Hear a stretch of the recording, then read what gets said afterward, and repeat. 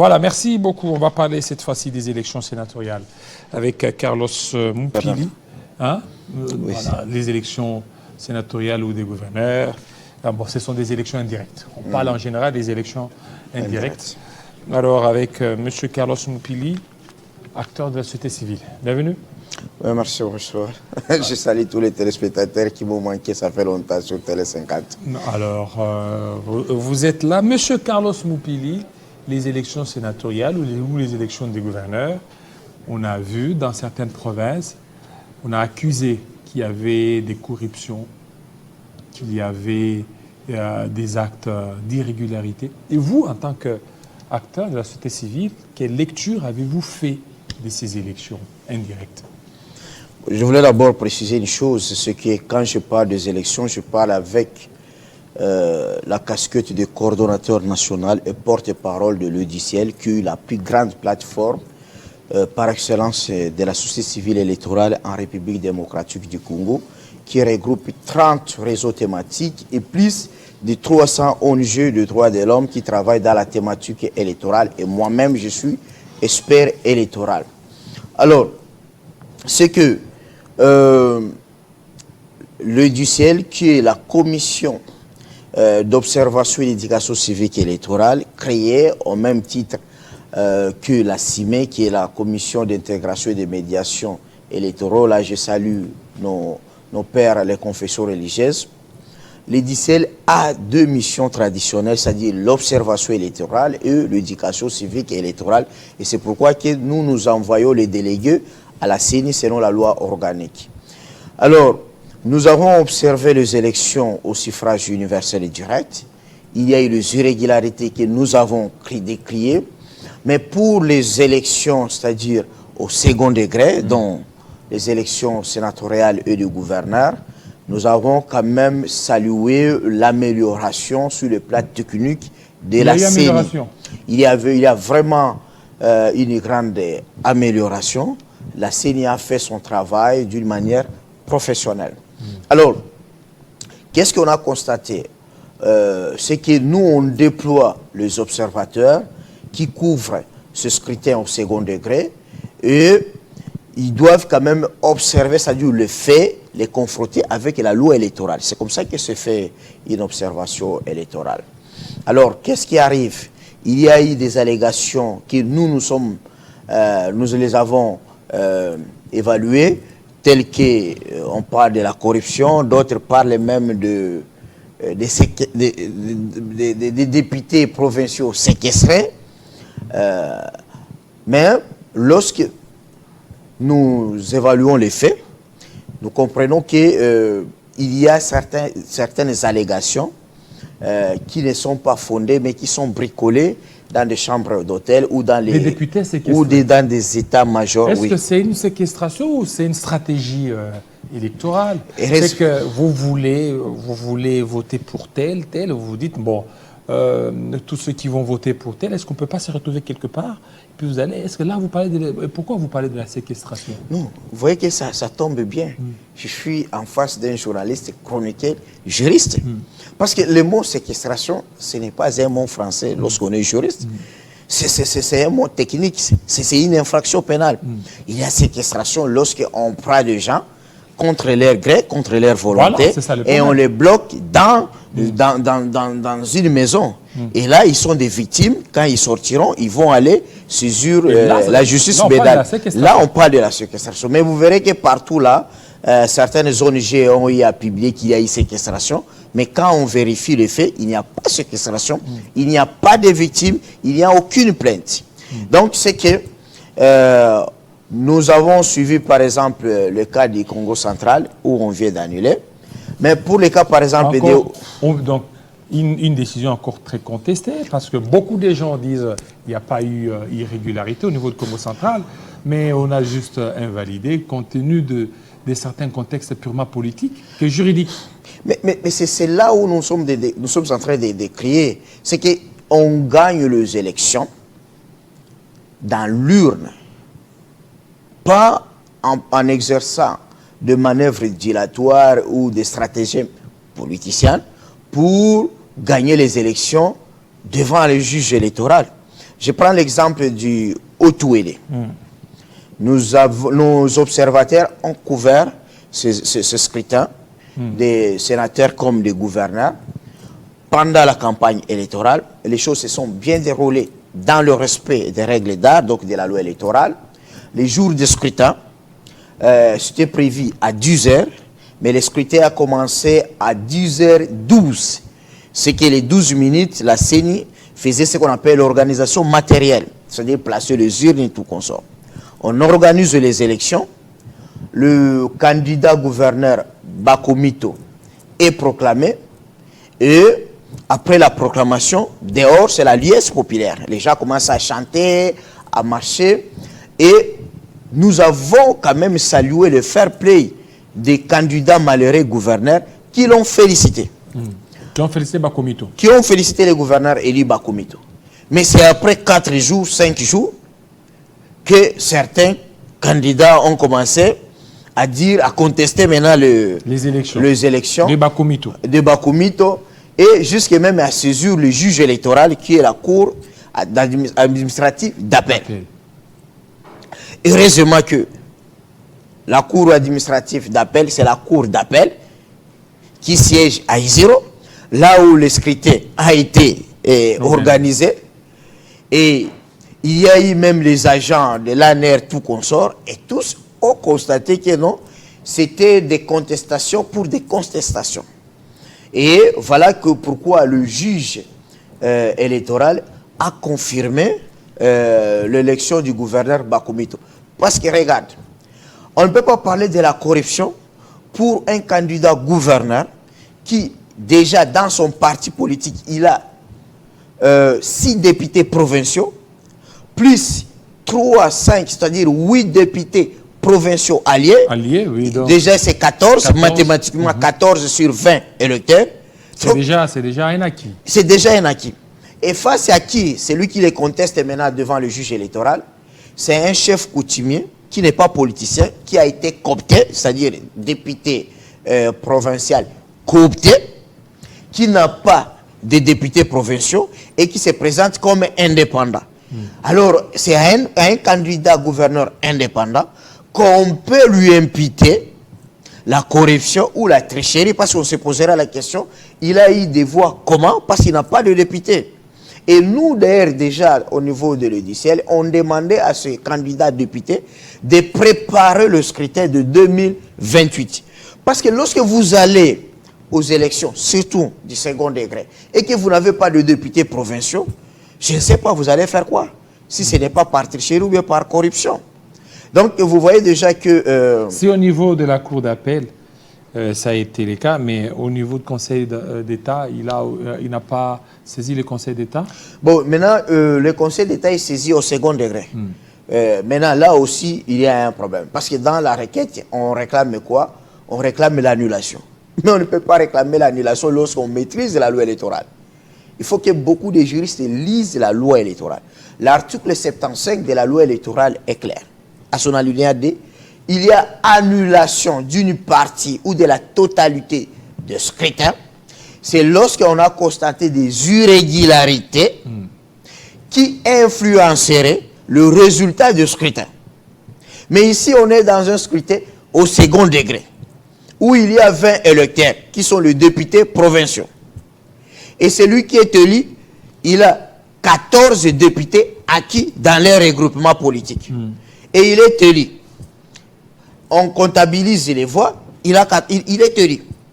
On proclame les résultats, celui qui a perdu, par fair play, il les félicite. Dehors, il y a la liesse. C'est-à-dire quoi? La liesse populaire exprime que les députés provinciaux ont exprimé la volonté du peuple. Parce qu'il faut savoir que cette province de Haut-Touélé, oui, c'est une province qui souffre dans le cadre des infrastructures. Le gouverneur sortant, il a fait sa part. Et maintenant, on attend aussi celui qui est arrivé, c'est-à-dire le gouverneur élu Bakomito, qui, à partir de son programme, de son projet de société, il a vraiment séduit la population de Haut-Ouélé. Comment il a séduit? Parce que jusque-là, il n'a pas encore travaillé. Non, non, il a séduit à travers son projet de société. Parce que nous, on a suivi... Il a séduit juste les électeurs, juste les députés provinciaux. Non, les députés, parce qu'il y a des radios communautaires. Et d'abord, on interroge la personne, et puis on interroge son projet de société. C'est-à-dire son projet de société a été jugé réaliste, et ces projets répondent aux aspirations, aux désirata de la population. Donc, c'est ce qui fait que la population les considère comme quelqu'un qui est un acteur du développement et qui va vraiment répondre à leurs désirata. C'est ça ce qui a exprimé la liesse populaire. Donc, je crois que les politiciens congolais ne doivent pas s'attaquer à la démocratie électorale. Parce que la démocratie électorale... Mais c'est de leur droit s'ils trouvent que, malgré le 20 députés acquis pour le compte de Jean Bakomito, Oui. Malgré les 14 sur le 20, et qu'il y a des irrégularités, ils peuvent toutefois les dénoncer. Mais quelles sont ces irrégularités? Oui, mais c'est que c'est Les irrégularités qu'on aux vient... détracteurs de pouvoir certainement... Et comment ils ont su qu'il y a des irrégularités après 4 jours de la proclamation? Oui, C'est par prophétie? Oui, mais... C'est par rêve? Mais il y a un délai, c'est qu'ils étaient dans les délais. Oui, ils étaient dans le les délai. délais. Peut-être les 4 jours les ont servi à pouvoir réunir tous les éléments et afin de constituer un bon dossier, afin d'aller déposer là au niveau de la cour d'appel d'Issiro. Non, c'est-à-dire, c'est quoi? Les gens doivent... Est-ce que parmi ces irrégularités, les gens qui votaient, il n'y avait pas des gens qui étaient en train d'assister d'autres députés afin d'influer ou d'influencer les votes? Non, au contraire, là, tous les députés, il n'y a pas des aveugles, il n'y a pas de sourds, il n'y a pas de vieillards. Oui, mais vous pouvez... Tous les électeurs ont voté librement, individuellement et démocratiquement. En bon état. Oui. Vous êtes en bon état, vous êtes en bonne santé, malgré que vous êtes en bonne santé, et que vous n'arrivez pas à bien manipuler des machines, on pourra certainement vous assister. Oui, mais ce cas n'a pas été relevé. C'est quand on relève les cas de séquestration, nous sommes d'accord avec vous que c'est du droit pénal. C'est du droit pénal. Il n'y a pas eu de député séquestré parce qu'il n'y a pas une plainte d'une victime de séquestration. Alors, puisqu'on parle de séquestration, que là-bas, vous ne voyez pas que le risque au niveau de la cour d'appel, la cour d'appel a validé les élections, mais au niveau du Conseil d'État, ça risque d'être comme les scénarios du Congo central, où on a annulé ces élections, on a demandé à ce qu'il y ait la réorganisation des scrutins. Non, je viens d'évoquer l'article 75 de la loi électorale. Quand est-ce que le juge électoral peut annuler le résultat d'un scrutin? C'est lorsqu'il y a les irrégularités qui influenceraient ou qui impacteraient au résultat de vote. C'est-à-dire, par exemple, comme vous le disiez, s'il y a des députés provinciaux qui ont voté 2 fois, là, ça impacte au résultat du scrutin. Mais ce n'est pas le cas. Ce n'est pas le cas. Donc, je crois que au niveau du juge électoral, il dira seulement les droits. Parce que dans ces pays, on doit avoir quand même la conscience. Nous, les juristes, on a déjà fait du mal dans notre pays. Il y a parfois, les gens nous disent qu'il faut fermer la faculté du droit. Est-ce que ce sont les juristes ou bien c'est la culture congolaise? Non, c'est nous. Le non-respect de ces textes-là. Non, j'ai dit, je parle d'abord de nous, les juristes. C'est que c'est bien connu que le juge, au-dessus de lui, c'est la loi et sa conscience. Et cette conscience doit naviguer selon le respect de la loi. Alors, la loi électorale est claire. Le premier juge a validé ces élections parce que c'est un juge de proximité. Il connaît tout ce qui s'est passé à Isiro. Il a eu des informations informelles comme aussi formelles.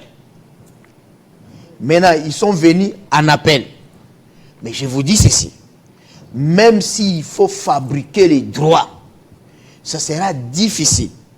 Parce que cette requête peut être déclarée recevable mais elle ne sera jamais déclarée fondée. Elle sera boutée, elle sera déclarée non fondée.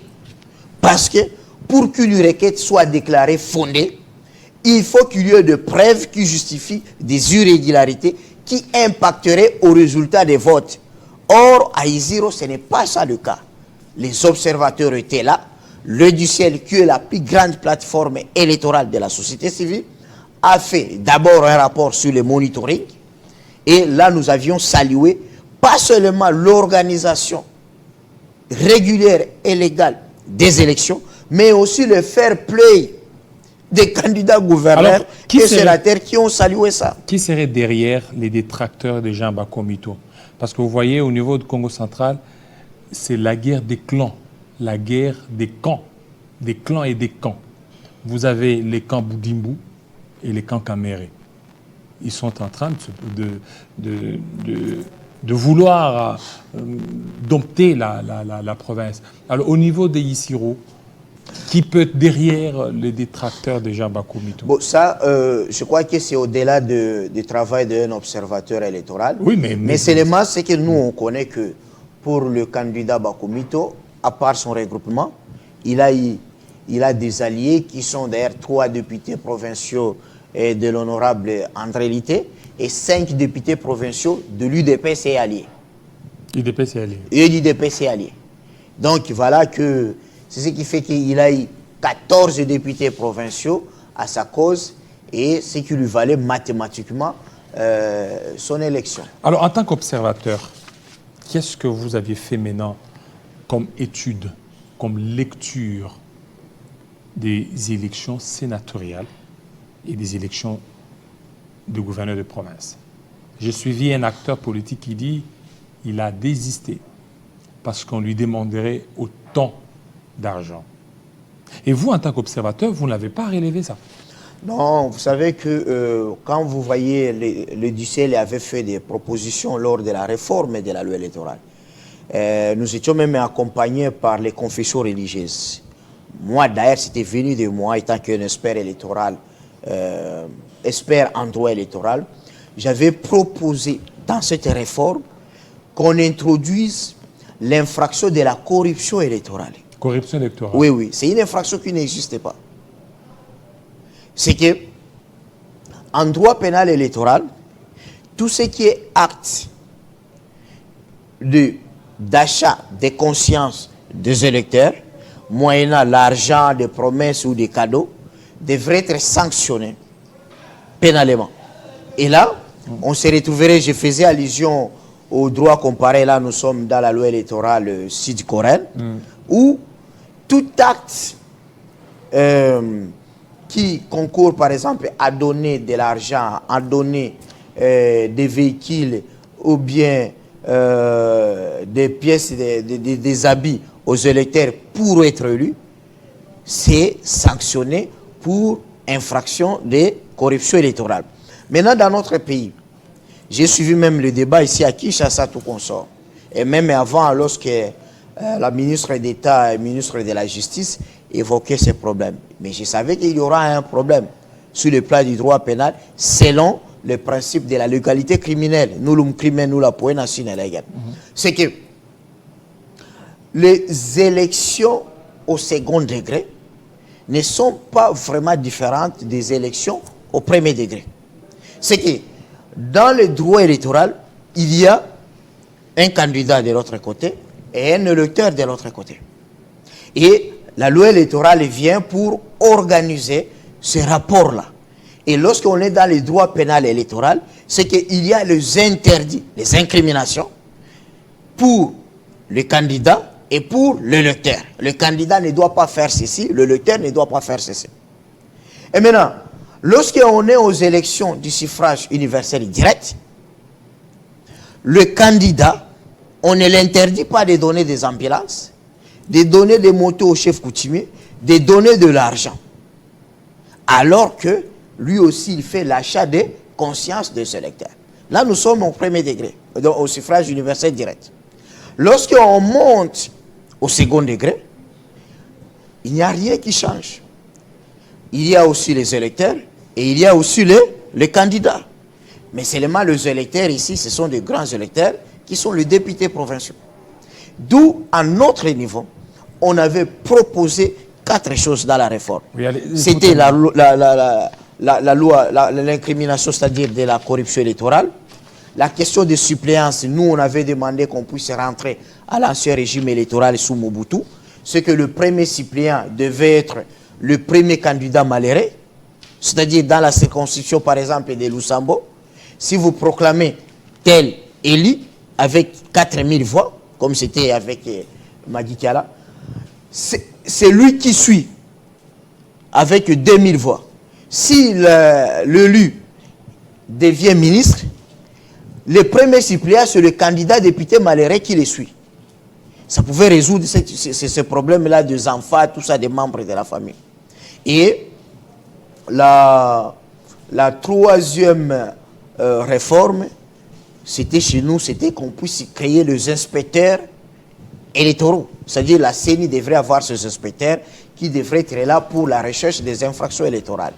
Et s'il fallait maintenant changer la constitution pour nous, pour enlever la pression sur la CENI, c'était la démission de toute autorité politique 3 mois avant le dépôt de sa candidature, comme au Madagascar. Voilà, merci beaucoup Carlos Moupili de votre intervention. Merci à vous fidèles téléspectateurs. Restez branchés sur Télé 50 tout à l'heure, la grande édition des Grâces Salambo. Il sera 20h à Losambo, 19h à Kinshasa. Portez-vous très bien. À très bientôt.